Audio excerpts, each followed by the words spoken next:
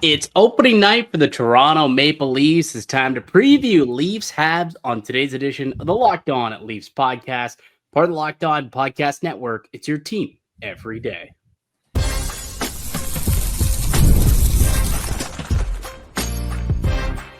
You're Locked On Maple Leafs, your daily podcast on the Toronto Maple Leafs, part of the Locked On Podcast Network. Your team every day.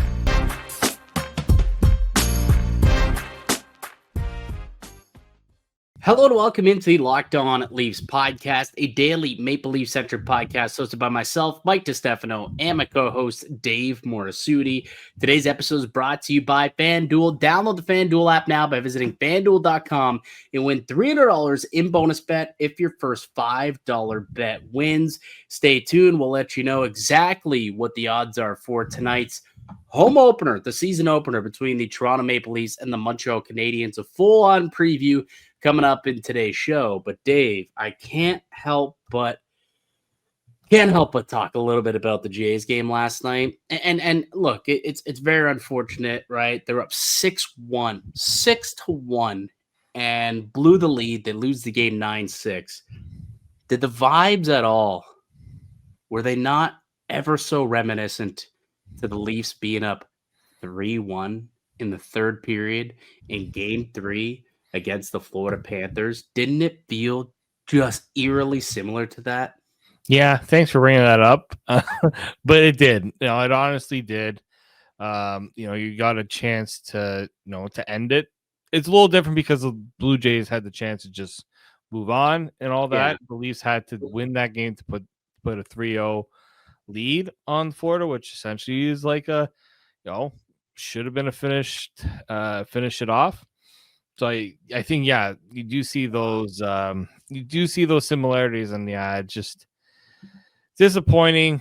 It also means that people are going to have a very divided attention to the game now. Yeah, what are you doing? We're split screened. I mean, you and I obviously will be watching the Leaf game. We have to for our jobs. We cover it, but I'll be split screened, man. Like, I'll have the Leaf game on the TV, I'll have the Jays game on the computer. Like, I'll be dual screening action this game for sure. Because now it's go time. I mean, the Jays still a chance to win in advance, but the Maple Leafs, it's go time. It's the regular season, right? The real stuff begins now. The preseason's in the past. Game 1 of 82 begins tonight against the Montreal Canadiens, and I'm jacked up. You know, like every year, it's like the new season comes and I get super excited. I had a chance to watch some of the hockey on Tuesday, and some pretty good games. You know, you had the Florida and Chicago game. Turned out to actually be a relatively competitive hockey game. It was a 1-score game. You had Pittsburgh upset New York. Nice little 3-0 shutout for Pittsburgh. So kudos to Kyle Dubas and Crosby and company getting the win over the Rangers. And the Avalanche with a big win over the Kings to start the year. So some good hockey on opening night, but nothing beats the original 6 Leafs Habs on opening night. And that's exactly what we're getting tonight down at the Scotiabank Arena.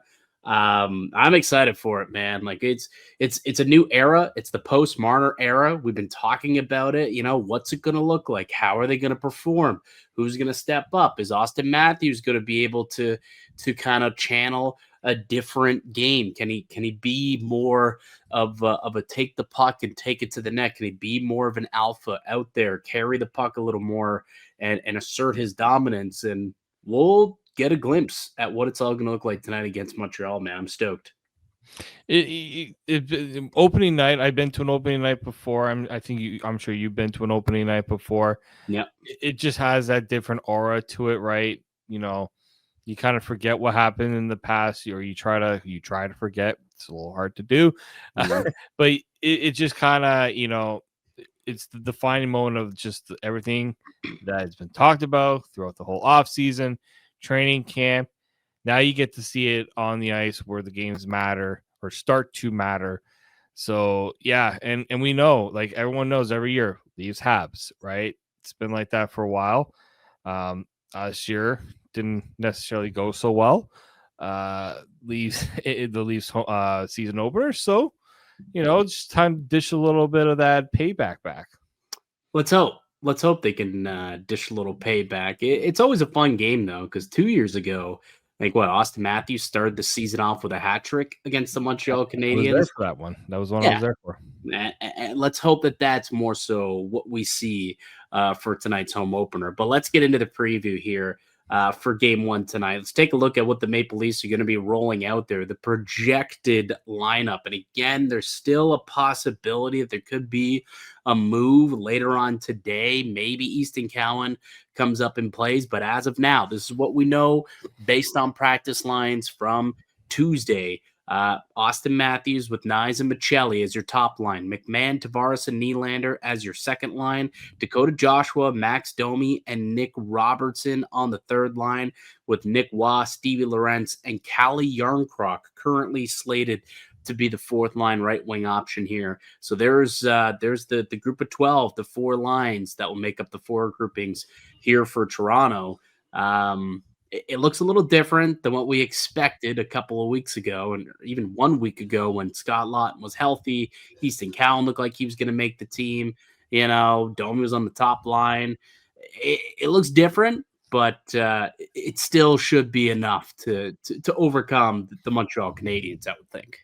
You would think so. Yeah, the Laughton injury doesn't help, but I'm not seeing how this roster can't be, in a position to beat Montreal. I know I hate to bring up last year. Kind of a similar. That was like Montembeault stood on his head. Didn't he make like 50 saves 48, in that game? I think it was like 48 saves. I don't expect that to happen again. If it does, that's, good for him, but I don't expect that at all. This is a lineup that certainly should be able to withstand the Montreal Canadiens. Defensively, you're looking at the same group: McCabe, Tanev, Riley, Carlo, OEL, and Benoit. And then Anthony Stolarz is going to be starting in the cage for your Maple Leafs. Let's take a look at the Montreal Canadiens lineup going into tonight's game now.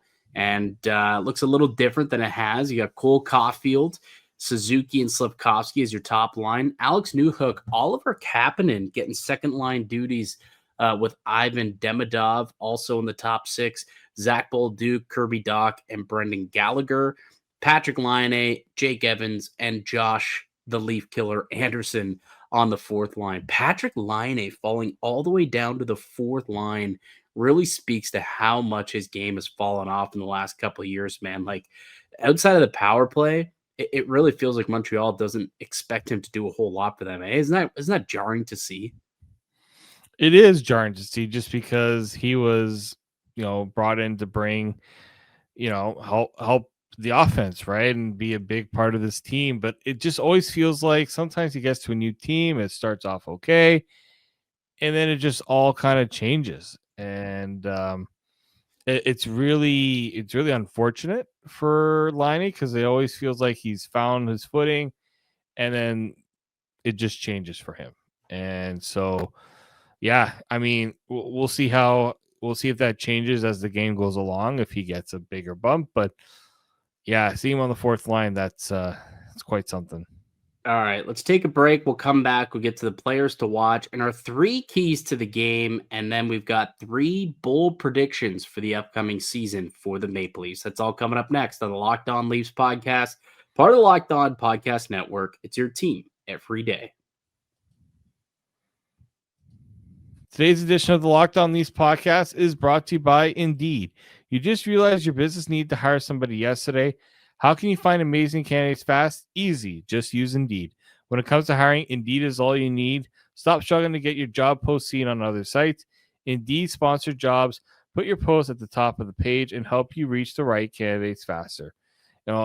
You don't want to be in a position where you need to hire somebody, but you're falling, behind, you're really struggling, the pressure's on. And obviously, every day without the right person does become a setback. That's exactly when Indeed sponsored jobs comes in handy. They make sure your post is seen by the right candidate right now. Now you can speed up your hiring process with the $75 sponsored job credit. Just go to Indeed.com/lockedon right now and support our show by saying you heard about Indeed on this podcast. Terms and conditions apply. Hiring Indeed is all you need.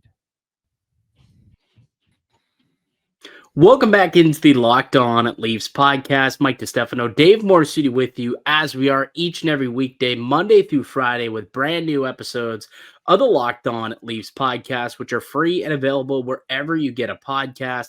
You can also subscribe to the show on YouTube for that daily dose of Maple Leafs action and content delivered directly to you on a daily basis. We got the season opener tonight, the home opener tonight. Maple Leafs hosting the Montreal Canadiens.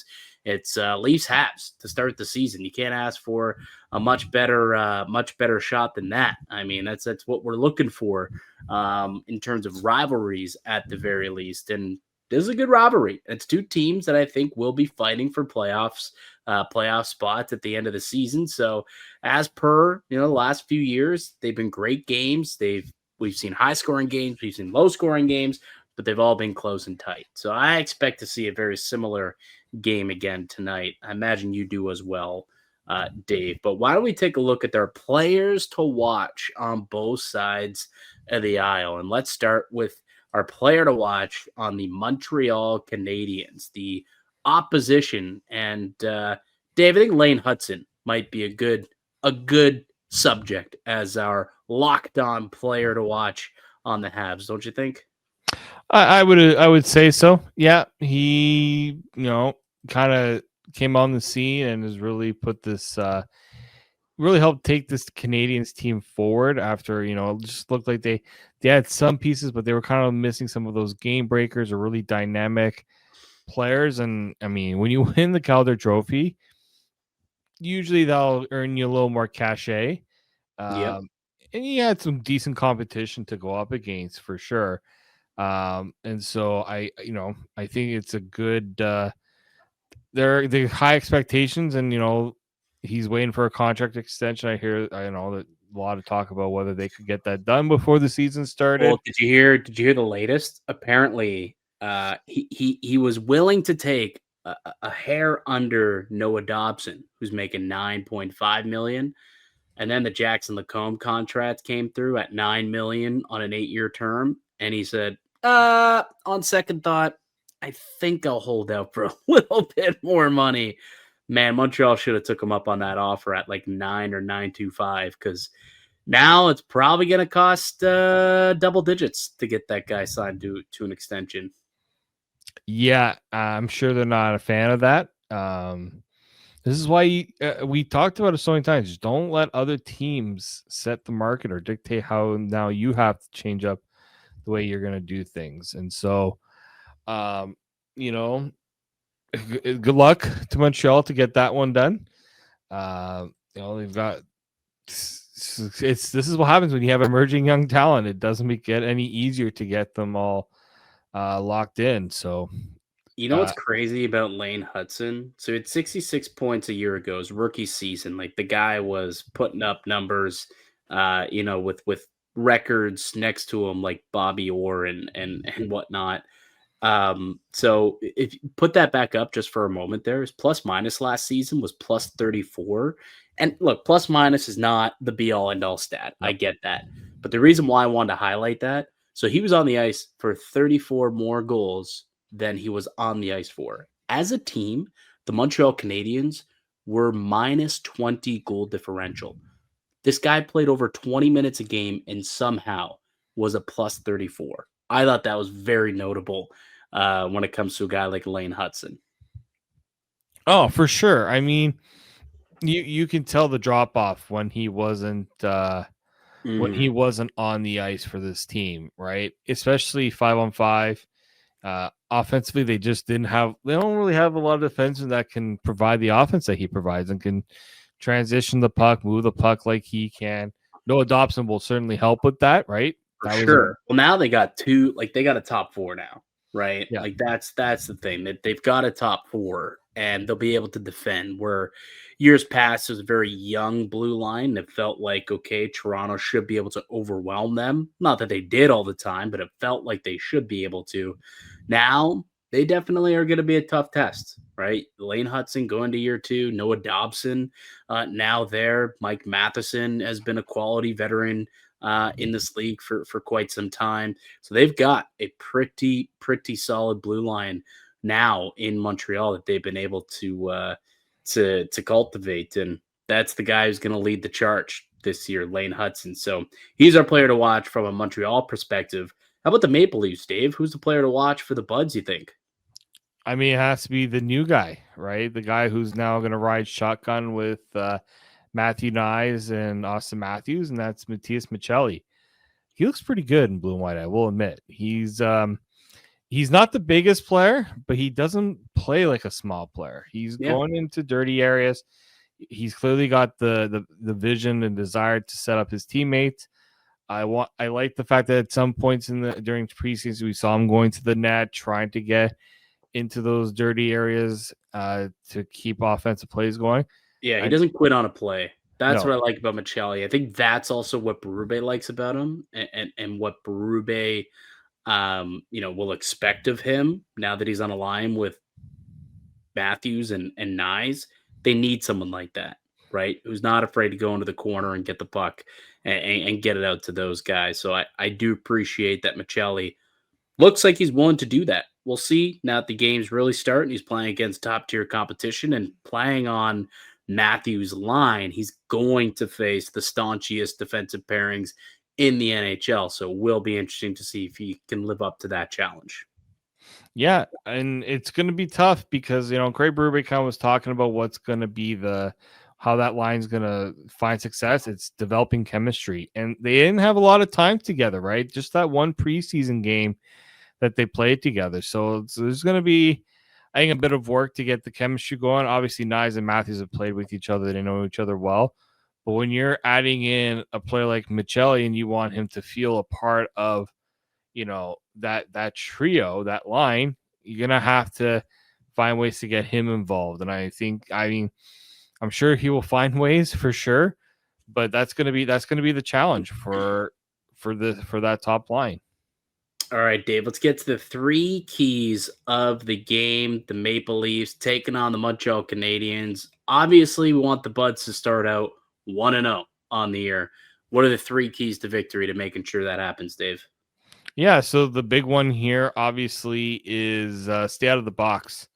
The Leafs, the last preseason game I saw them when at home against Detroit, they took a lot of penalties. It was parade to the box. It was a parade. Yeah, the penalty kill did its job, but guess what it did? It messed up with the offensive flow, right? Guys weren't able to really get a rhythm offensively, especially at 5-on-5. And Montreal has a better power play than Detroit does. They got guys who love to score on the power play, right? When you got guys like Cole Caulfield, Lane Hudson is huge on the power play for this team. Patrick Laine, it's all he is a power play specialist, right?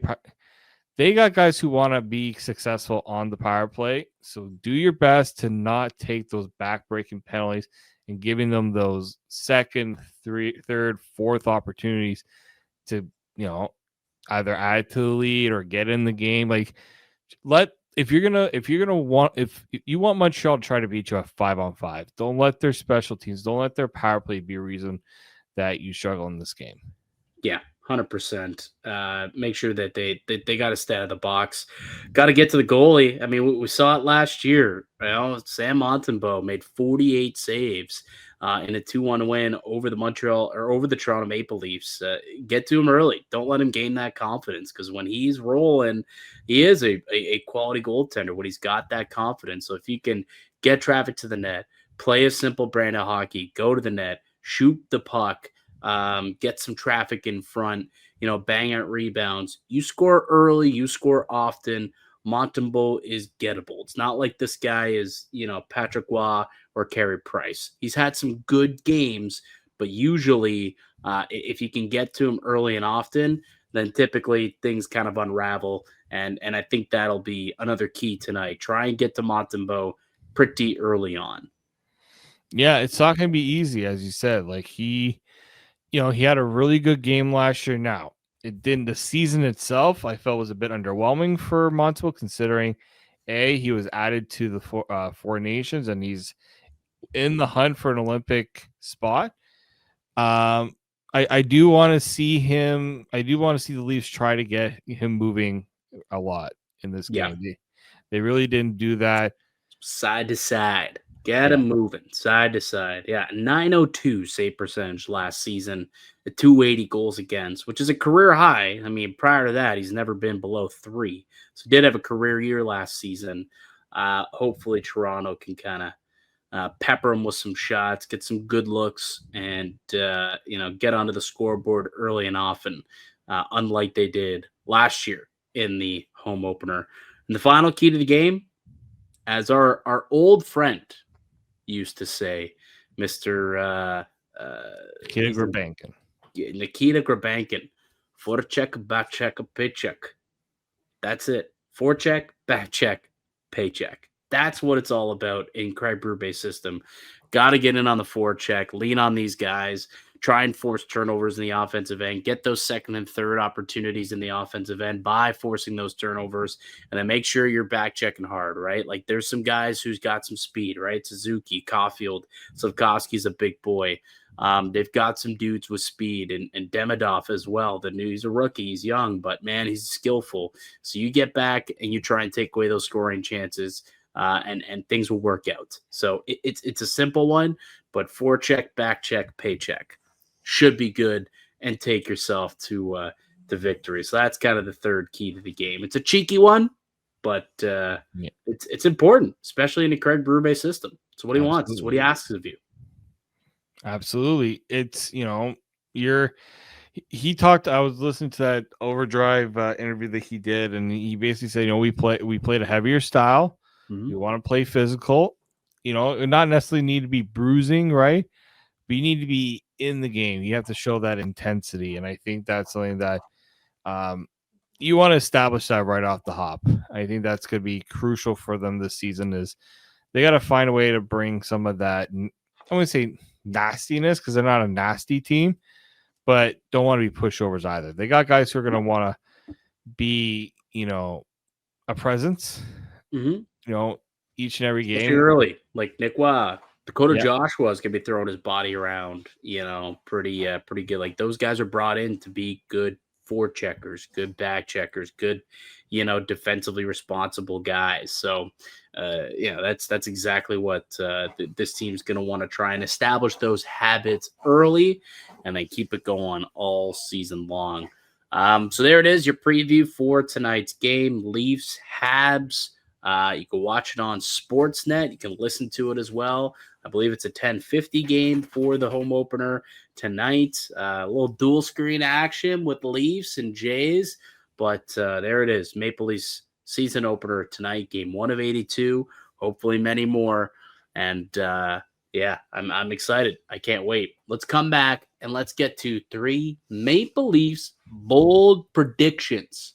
That's next here in the Locked On Leafs podcast. Today's episode is brought to you by FanDuel. The NHL season is here, and FanDuel has an offer you don't want to miss. Right now, new customers can bet just $5 and get $300 in bonus bets if you win.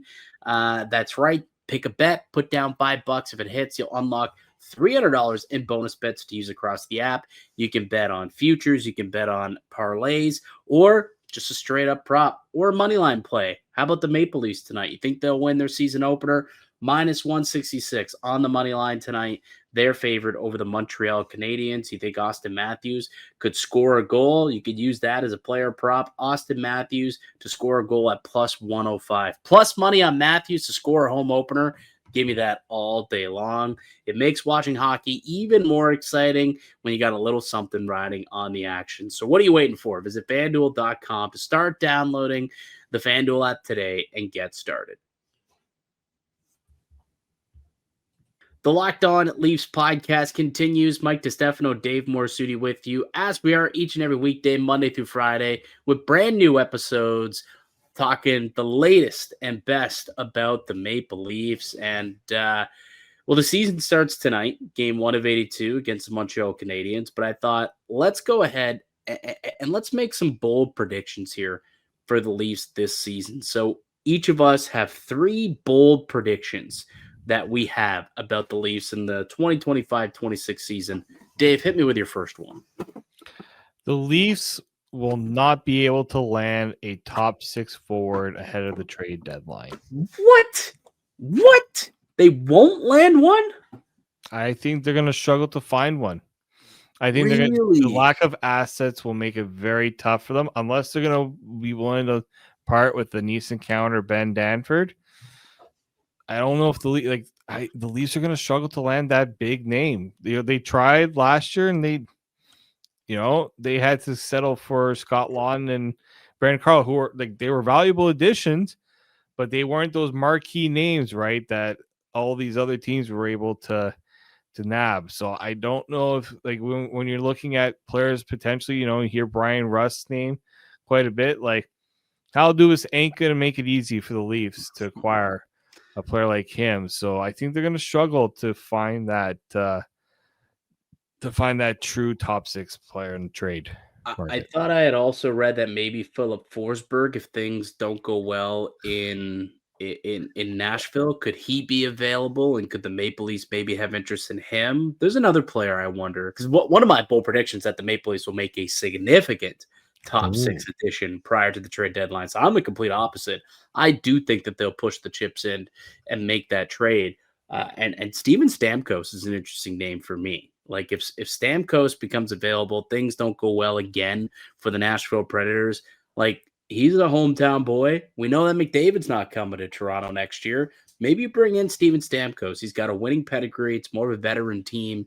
You just bring him in here. You know what to expect out of Stammer. He can still play. Like he can still play. That's for sure. And he knows what it takes to win a cup. Right. And he can bring those habits and show Matthews and Nylander and Knies like what it takes, what he did, what they did in Tampa to win a cup, 3 straight years going to the Stanley Cup final.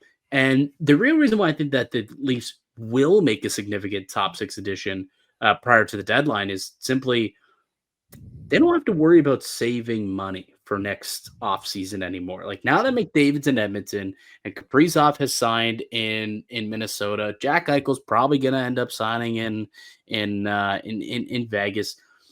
They've got plenty of cap space for next season because I don't think they expect to land any more big fish. I don't think they'll be interested in Artemi Panarin a whole lot. So they can go to the trade market and to acquire that piece. You do bring up a good point where they don't have a lot of assets, but if they get if they are able to, get a guy like Steven Stamkos, I mean, that's a situation where Nashville might be willing to get that money off the books. It might not take a lot to land a Steven Stamkos at this point in his career, making $7 million annually.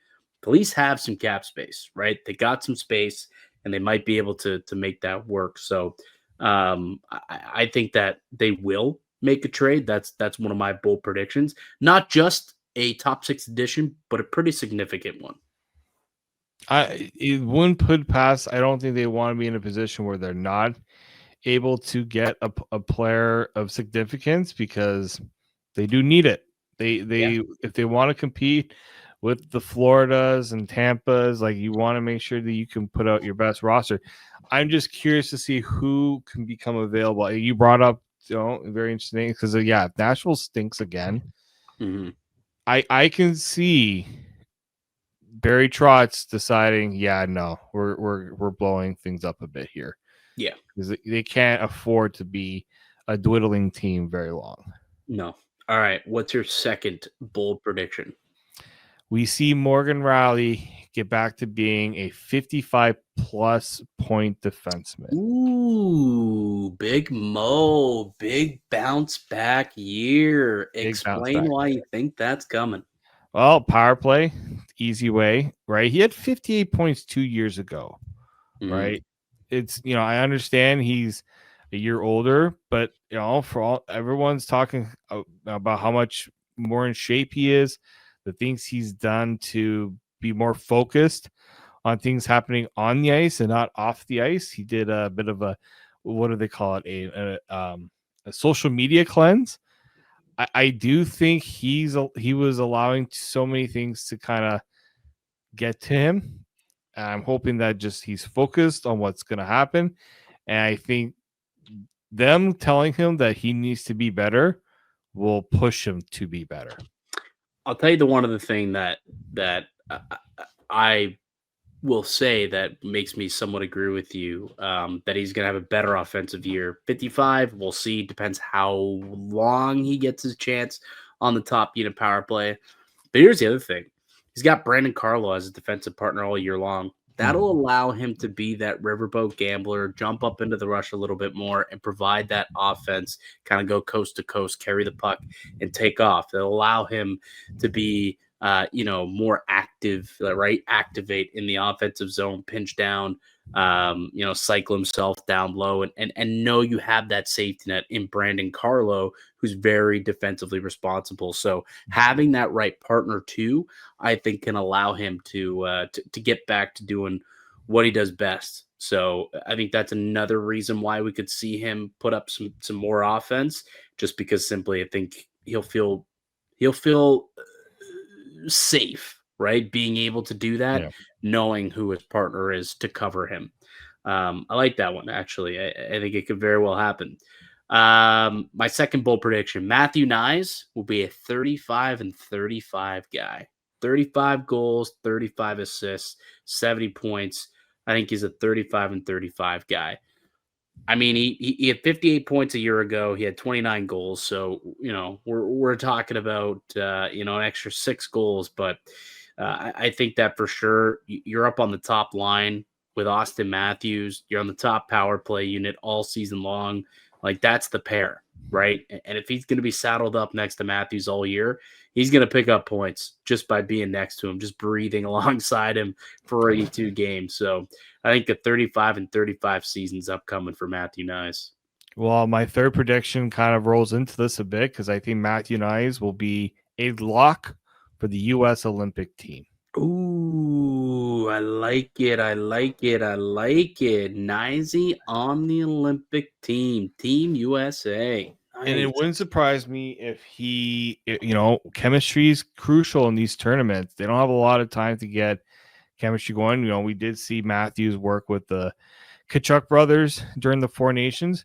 Could we see a Matthew Knies and Austin Matthews combo in the Olympics to start it off? And then you find a third guy to play there. Maybe we get another Arizona. We find another Arizona player to be on that line, right? I do think that I think Matthew Knies is a player that's gotten a lot of attention. I know some people haven't exactly seen the potential he has, but I do think the U.S. Olympic team could use a player like Matthew Knies for sure, going up against Canada. And imagine you have the Tkachuk brothers healthy, and then you add Matthew Knies to that. Oh, it's gonna be tough. It's gonna be a hard team to play. It's gonna be a hard team to play against. That's for sure. Yeah. Very hard team to play against. I think Anthony Stolarz. Here's my final prediction. Anthony Stolarz asserts himself as the number one. 50 games for Anthony Stolarz this season. 50 games. You are betting on him being healthy.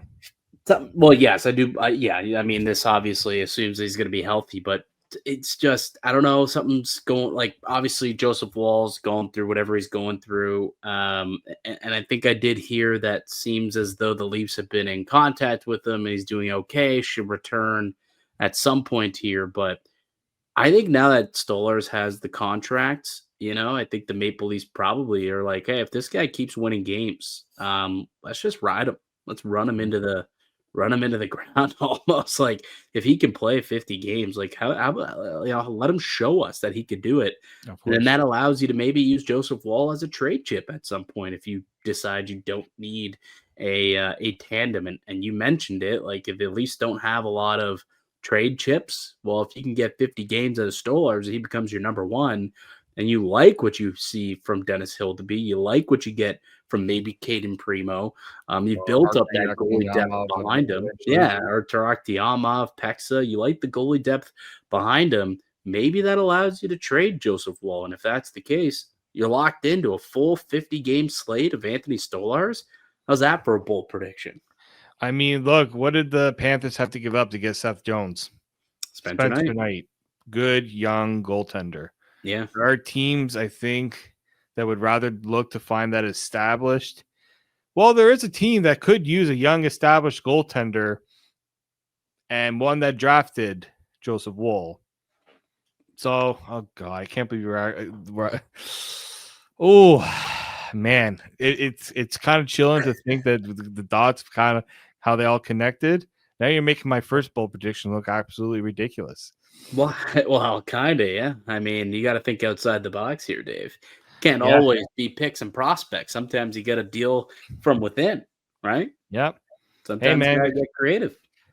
Like Joseph Woll, it's not that he's not a good goalie. I just think, at some point it's hard. The tandems are good, but they are very hard to maintain. They are. Riding both of these guys. Yeah. And so at some point, a team's going to be like, hey, we like Woll. Kyle Dubas could call and say, what would it cost to get Joseph Woll? And the Leafs would probably say, well, you got some stuff that we want. Mm-hmm. And I don't think that's totally out of I don't think that's too crazy of an idea. And I don't think it's too crazy of an idea to believe that Stolarz can't play more as long as he's healthy, because I think that's just been the only thing that's kept him, at least in the Leafs' eyes, probably from doing that. And you look at the situation with Hildeby, like, you do have to rely on your internal development of your goaltenders too. So Anthony Stolarz, the most games he's ever played in a season at the NHL level was 34. It was last year with the Leafs. So you're asking him to play 16 more games than he did a year ago. It's a lot. It's definitely a lot. But he did play 47 games in the American Hockey League in his second full pro season.